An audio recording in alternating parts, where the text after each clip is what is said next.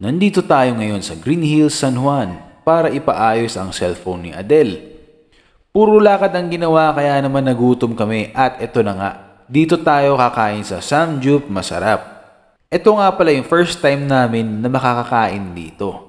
Ang kinuha namin dito yung kanilang 649 pesos na unli. Meron itong beef, seafood, pork, chicken, tapos meron din silang Wagyu beef cube. Located naman sila sa second floor ng Connecticut Car Park Arcade, Green Hills Shopping Center, San Juan.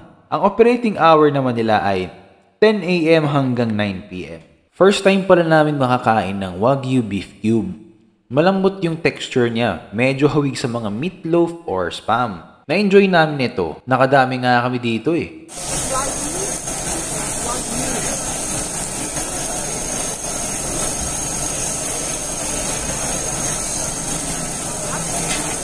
Isa din ito sa mga in-order namin ng in-order, yung kanilang seafood. Meron silang calamari, scallops, kani, seafood balls, tsaka enoki mushroom. Yung calamari, sweet and spicy, okay yung lasa. Nagustuhan ko yun.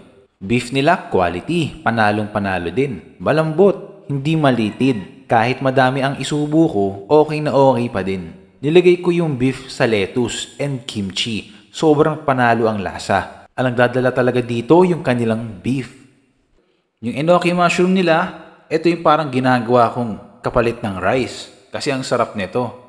Pagdating sa service nila, sobrang bait ng babae na staff nila. Hindi ko na nakuha name pero sobrang thank you po ma'am.